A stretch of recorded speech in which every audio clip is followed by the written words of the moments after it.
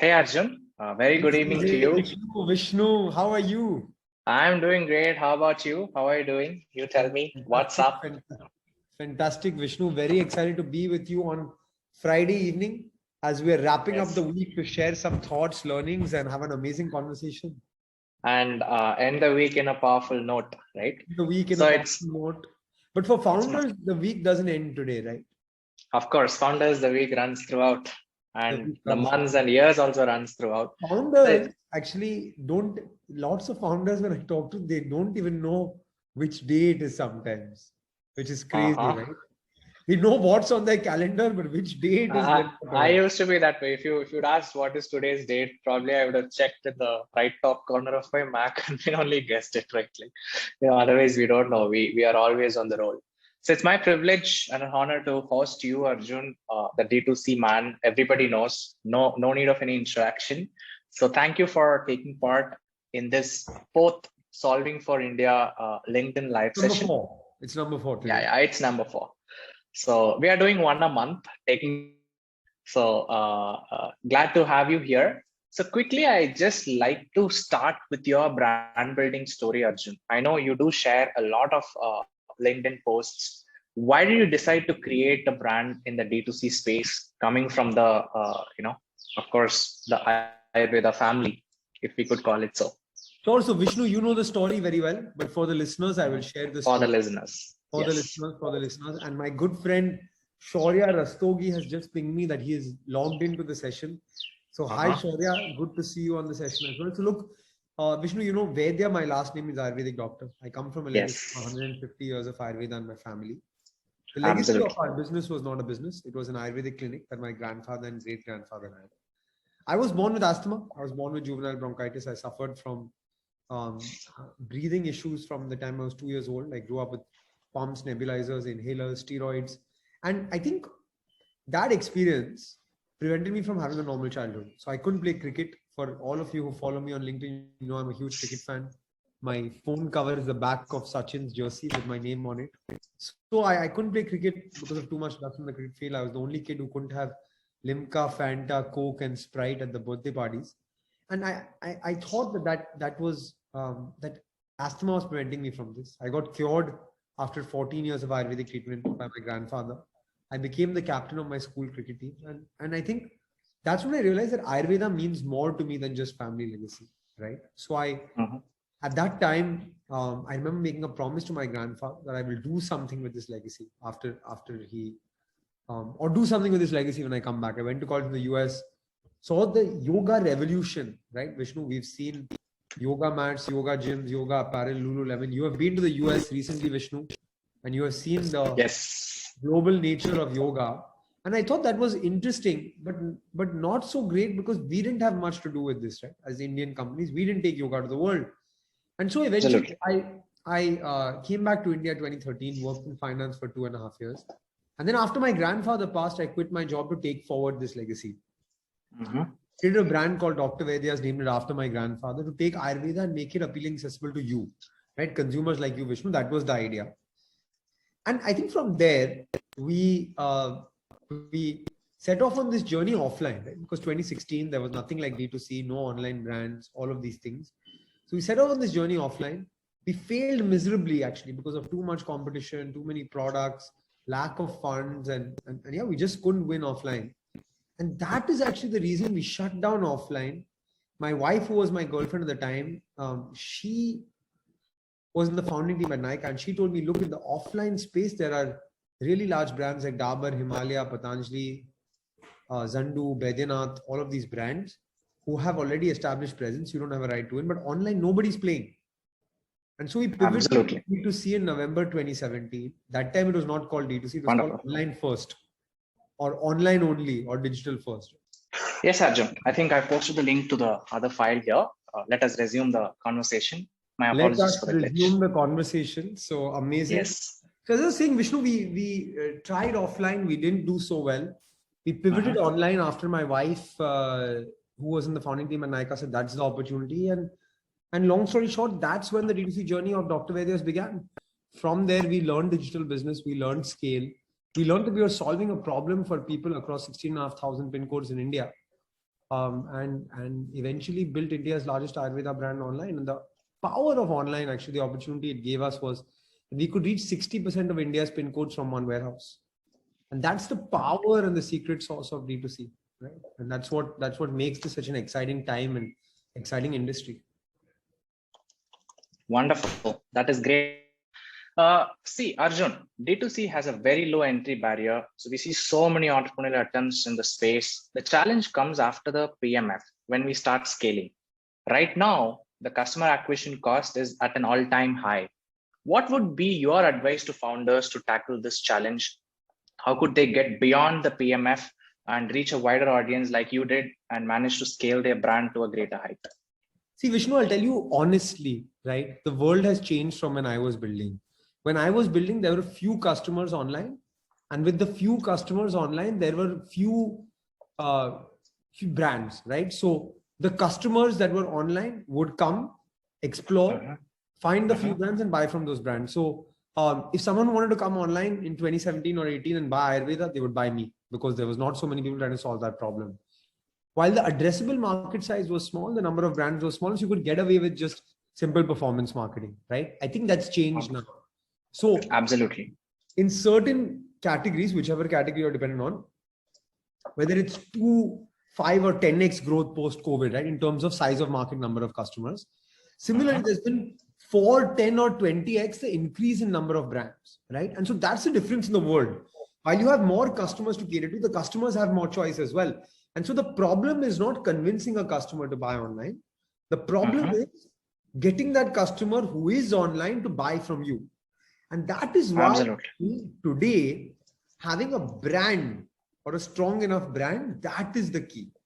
That's critical. So I think investing in brand, content, community, and really creating an engaged audience is what founders need to focus on today, given the amount of choice that's available in the ecosystem. Wonderful. That is great. And when you did, I mean, do you see any differences on how D2C has evolved from the days when you built Dr. Vaidya's to what's happening today in the market, since you're also an investor investing in multiple D2C brands? So Vishnu, I'll tell you the big difference, right? The big change. The big difference is that the business is so much more technical today, right? There's lots of enablers, there's lots of tools, but you can't get by not knowing your basics. So you can't get by not doing SEO. You can't get by not optimizing your ads. You can't get by having a non-conversion friendly website. You can't get by if you don't know how to control your RTOs with COD orders. It's not okay any longer, right? And so from an operational standpoint, getting the basics of the technicality of e-commerce is the bare minimum to start a business, right? When I started, the bare minimum was only have a good product, you'll figure out the rest. Now it's have a good product, but also know the bare minimum of what it takes from a product, brand, website, customer acquisition, marketplace, operations, logistics, post-delivery experience. You need to know all of these things and control all these things through your own platform, through your own channels, through your own team, as well as use the right tools and enablers. But if you don't get your basics right and you're not running a technically sound business, you'll know, Vishnu, you're in deep trouble. Of course, that is true. So with that, let us get into the next thing. And by the way, everyone who is watching this LinkedIn live, you may please post a question comment section for me to ask Arjun, and I'll be asking the questions that are posted in the LinkedIn live towards the end of the session. So resuming with the I wanted to ask you, do you agree with do you agree with what I said? Of course, I do agree with you. See, lately, day by day, with more people getting into D2C and starting businesses without core differentiators and the fundamental, key levers that would drive their business forward, which we also call as the, like how there is a product market fit, that is a scale fit brand, right? Unless you're able to get good ROAS, good repeats, and good customer patronage where they are recommending your products to their friends and the ripple effect starts to favor the growth of the brand, there is no point in investing all the time and energy in doing something that's already existing in the market, going after competing with well-established brands. So that is, that's what you conveyed, and I absolutely second that, Arjun. Superb. So So, I think you would be seeing that in your experience as well, running your business, right? of course, I do totally see that. And how did you come up with your differentiator of New Age Ayurveda for Dr. Vaidyas? Is that something you can share with our audience? Because when even you have launched, there were multiple other people who are doing it, if I'm not wrong. Yeah, so Vishnu, I think New Age Ayurveda was a personal problem, right? So while I was from an Ayurveda family, I found Ayurveda to be boring, old style, and poorly packaged. Right? It did not connect with consumers like you and me. And so I thought there needed to be a connect because Ayurveda has so much to offer, right? The first product we launched was an Ayurvedic hangover cure. Now, why should Ayurveda not cater to modern consumers' problems? I launched a Chavanprash in toffee form called Chakash, right? So I think That's brilliant. yeah, so from that perspective, Vishnu, at that time, today there are gummies and there are all these new formats of Ayurveda. At that time, nobody was thinking about this. Nobody was trying this. And my question was not when I said this to people at that time, they were like, you're going to bastardize the science. That's not what Ayurveda stands for. But I said, look, Ayurveda will lose its relevance if we don't do these kind of things because modern consumers are past doing what our parents and grandparents did. They're past complex product names. They're past old school, boring, poor packaging. They're past products they don't like to look at, but they have to consume. That doesn't exist anymore. Why does Ayurveda have to look? Why does Ayurveda have to look second tier? It doesn't. And that's what I set out to change. That's why I thought about New Age Ayurveda. And I think it actually resonated with consumers because it brought a lot of consumers who weren't sure about consuming Ayurvedic products or interested in consuming Ayurvedic products to the science. That's important. Absolutely. That's very well said. And in fact, you covered. I had one advantage, right? Which I must talk about. I had IP. I had 100+ FDA approved proprietary Ayurvedic formulations in my stable ready with me. This is what my grandfather left behind, right? He left behind a lot of research and ready products which were proprietary. That allowed the products themselves also to be different. Wonderful. So one, play to your key strengths, leverage what you already have and build on top of it is a learning that I think we can all take from you on that, Arjun. And secondly, when you go to a market and is trying to do something, see, we have Goli gummies here in my hand. They were the first ones to come up with the apple cider vinegar gummies. You have it on your table? Yeah, I have. Super. So I got a lot of D2C brands.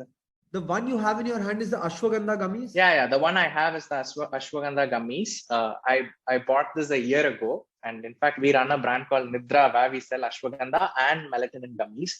So before you get into a business, you have to study the market on what they have done and not start from the scratch and try to build on top of what is already there in the market and really ask yourself if you were a customer, whether that's what I asked myself. If I were a customer, and already there is Goli in the market, would I buy a new product? And if I would buy a new product, for what reasons I would buy a new product? What are the differentiators, right? And it's interesting to hear, in fact, the Live Pure product that you were carrying around when we met the first time, Arjun, and also the Chyawanprash candies that you have launched is very interesting stuff. And in any category, this can be explored. That's what happened when Goli got into gummies and started the ACV. They figured the taste of the product. And even though the product was consumed by millions of people, they could convert it into a different form that would eventually be a part of the everyday consumption of millions of users. So, yeah, I totally agree. So one thing you said, Vishnu, which is very important, I think, for all the listeners listening. I think Vishnu, it comes naturally to him, and so he's not stressing the importance of it. But market research when you're entering a category. Lots of people I meet, I'm like, by the way, have you seen these 3 other products? And they're like, no. But like, without knowing what else is out there, in your eyes, what may seem unique may actually not be unique in the marketplace. So knowing what's out there is very important. Absolutely. Couldn't be better stated. And unless you have not just information on the market research, but also on the forecasts, simply all of you can go to Google Trends and put a few keywords that reflects the needs of consumers who are searching for a product like yours. Understand how the demand has been growing and whether you are creating your product in a category where supply is more or demand is more. And if you're going after a category where demand is more, obviously you're going to be better positioned to get a piece of the pie, if I may I'll say give you so. a simple rule, Vishnu, which I like to use when I'm studying e-commerce online, right? So I go to the Amazon. I type something on Amazon, right? I see the top 10 SKUs. I just like view the Amazon page, right? So I'm saying, forget complex tools, forget back-end tools, forget using things like Helium 10, Jungle Scout, which some of us use, or Seller app or tools like that. Type any product, go to the top 10 SKUs that you get on your first page, multiply the reviews by 50, right? Because on average, 1 in 50 people review. And then when you click on the product listing page, you'll also know when the product was listed. So over that period of time, you'll get a guesstimation of how many units of that product was sold. You get the MRP of the product or the discounted price, and then you can tell actually how much business that product is doing. And if you take the top 10 SKUs and assume they have at least 50-60% market share, you'll know how big that category is on Amazon as well. At some level of guesstimation, right? Yes. See, the first thing is you guys can all go to the respective categories within Amazon to see what are the top 10, 20 products.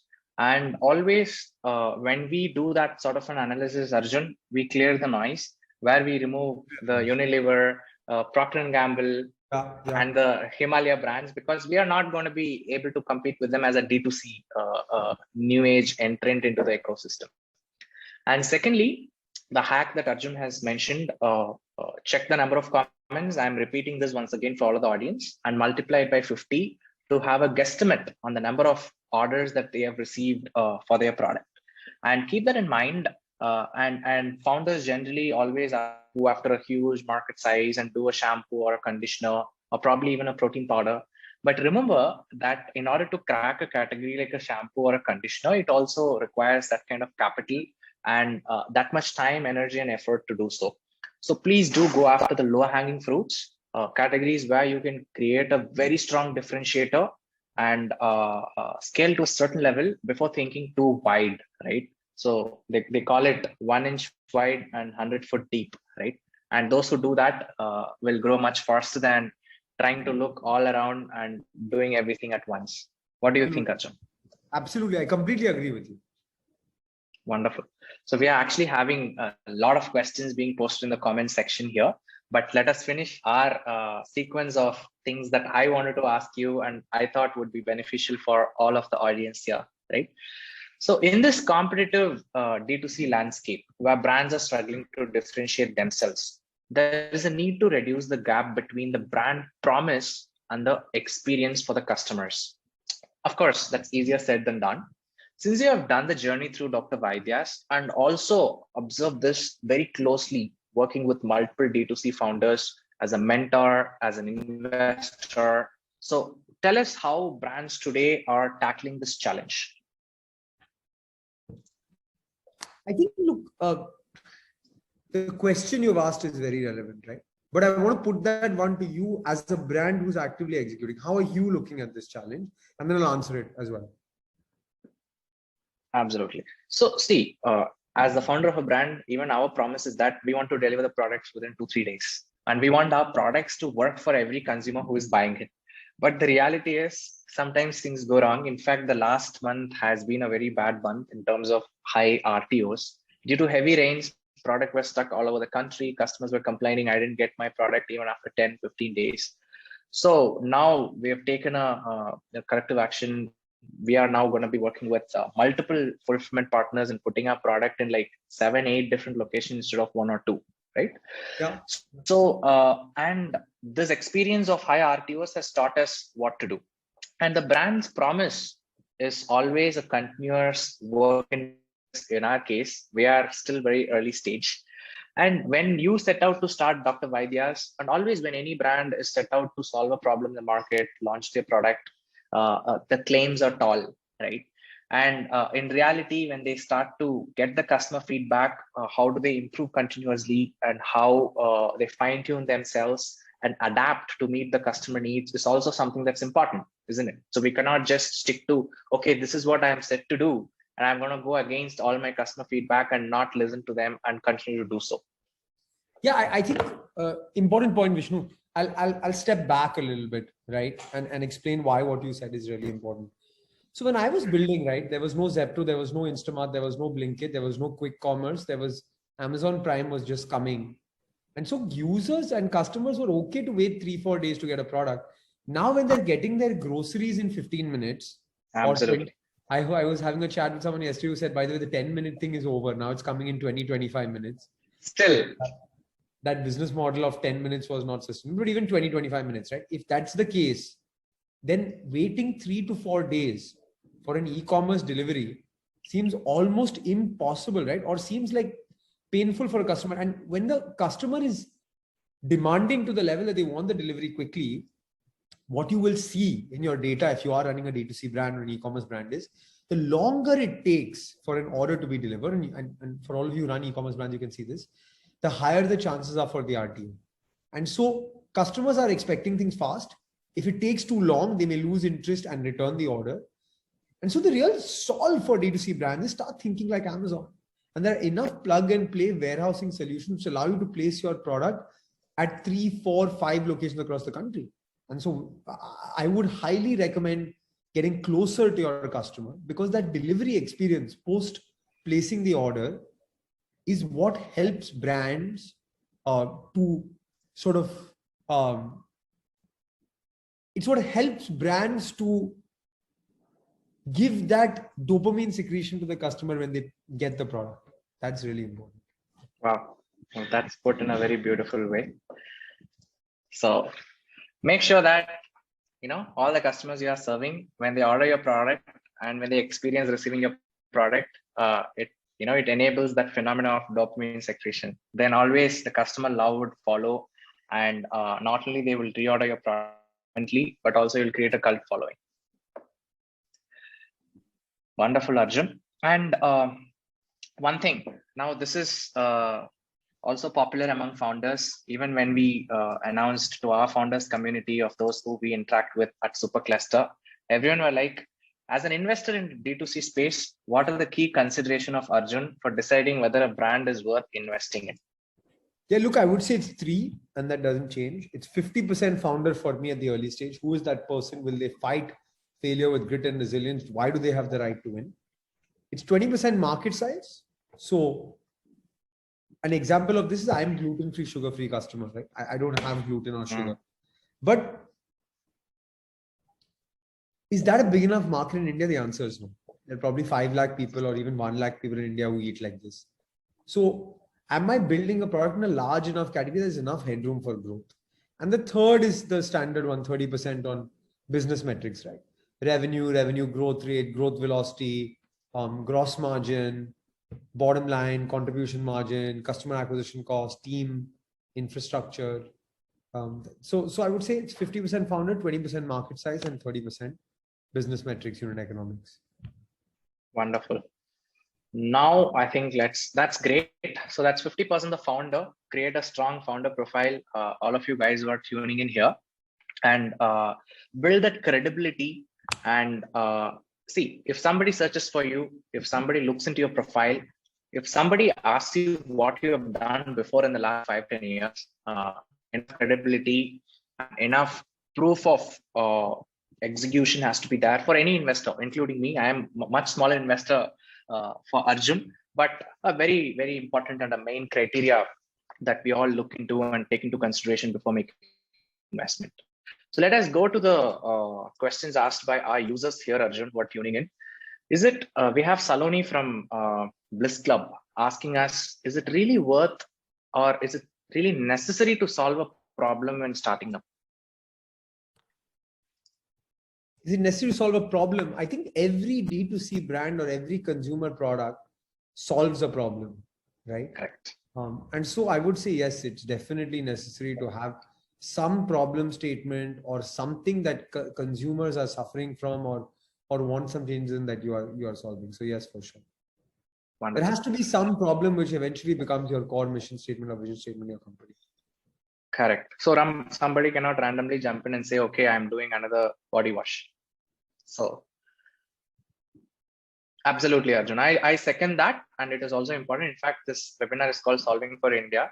There are so many problems to be solved. Why to go and do something that doesn't even solve the problem? Absolutely. So the second thing, we have Himanshu Agarwal from By Nature, our portfolio brand, asking us how important is it to start D2C as a channel? One can start and scale the business on marketplaces to save on D2C costing and struggles. Yeah, look, I think it depends on your product category. I would say in this market today, sell where your product sells. But what's the advantage of D2C, which marketplaces don't give you? It's data, right? So if you are indeed a repeat friendly category, which has a genuine high LTV, then even if your D2C costs are high for the first order and you believe you'll get 3 or 4 more, it may be relevant for you to focus on D2C. So I would say go category by category, understand your customer behavior, and then decide what works for your business. But sell where it sells. Wonderful. Don't do That's either, like in the sense that if you're selling well on D2C, but some customers want on marketplaces, be available. Unless there's a specific reason you don't want to be, and vice versa. Wonderful. So sell where it sells is the answer to that question, Himanshu. So don't steer away the focus from where it actually sells and where it could sell better. So that's great. And we have, okay. So we have Bhuvan Thakur asking question. I think that's already answered now. Are there any specific indicators, Arjun, in the D2C space, which signal towards scale of growth for you, which entrepreneurs can understand and work towards? Like how you have shared a hack to all of us that they can multiply the reviews by 50 and understand the number of sales brands have been able to achieve. When you are doing your market research or study, is there any specific indicators that you look at in the D2C space that signals scale? I would say brand recall signal scale. So when did I realize I hit scale? When I was wearing my Dr. Vaidya's t-shirt on, I used to wear it at every time I traveled at the airport. I had someone come up to me and say, "Hey, are you from Dr. Vaidya's? I heard of this product. Is this a brand?" Right? So some amount of brand recall, because technical driven, performance marketing driven, push driven sales in the long term will never generate enough money in terms of contribution margin. And so scale for me is when the brand actually gets known, you organically start moving product. There is organic searches towards your brand on Google. That's scale. Wonderful.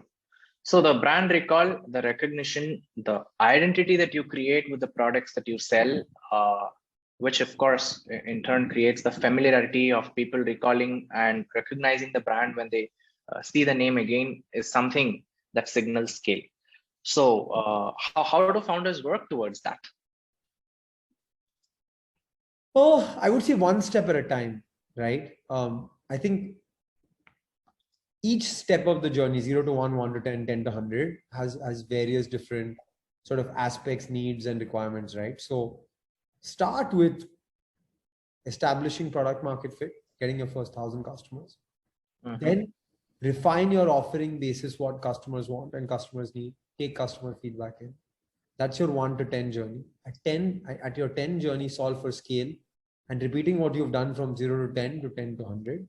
And then at 100, you become a large company. You're solving for very small technical issues, solving for 0.1% of conversion rate on your website, solving for why are Northeast orders taking 7 days to be delivered. So each step of the journey should have different priorities. Wonderful. Is there any reference points like you are sharing with us all of these things, Arjun? In your LinkedIn itself, you do share many posts that addresses different problems on how founders can take on. Have you ever considered publishing a consolidated like a booklet or a blog article where you summarize all your thoughts and your experience on your journey and all of these things you're sharing with us, Arjun? So Vishnu, I think I've thought about, so one blog article can't answer it, right? So eventually we wrote a playbook which we teach as a cohort-based course through a platform called Growth School. Can it be a book?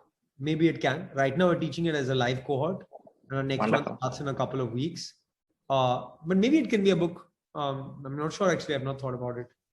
No, in fact, the way I got exposed to theories of Naval Ravikant was through the Alumnac podcast and not really by reading all the tweets, right? And then at the end of the day, going back to reading all of the tweets were totally nostalgic. So for all of the audience here who are willing to learn from the man himself, Arjun, you can tune into growthschool.io, isn't it? Correct. So where he's conducting a live course, you can interact with him, ask the questions, pace up your speed. I wanted to ask you, Vishnu, some rapid fire questions to end this. Of course, we have 10 more minutes. You can ask me, all yours. Let's go with the rapid fire. Vishnu, what's your favorite brand? Oh my God, that's you can't say yours. Okay, my favorite brand is Kachava in the US. Okay. Online or offline consumption? Online consumption. Android or iOS? iOS. What's one thing you hate about being an entrepreneur? People management. What's one thing you love about being an entrepreneur? Being creative, open-minded, and always on the move. Hustle. Who's the dream Nidra brand ambassador for you? We haven't thought about that brand yet. So probably some Hollywood celebrity who is there. Oh, sorry, Bollywood celebrity who is well established, above 45, 50 years of age, who can just advocate something. And what's one bucket list item you want to take off? Bucket list item in terms of business or life? Anything. What's one bucket list? Yet to tick off, be a nomad for a few years and work remotely. Fantastic. So I'm just curious, you asked all these questions to me, and I would like to ask the same thing to you. What is one bucket list item you would like to tick off, Arjun? Take a couple days off. I'm doing it in a couple of weeks. I'm going to Dubai with my wife. She's put on my calendar Dubai no work. So my first day off, first few days off in a year or so. Wow, that is good. Which is your most favorite brand? I want to say Nike. Keeps reinventing itself, right? Keeps reinventing itself. Absolutely. Any new age D2C brand?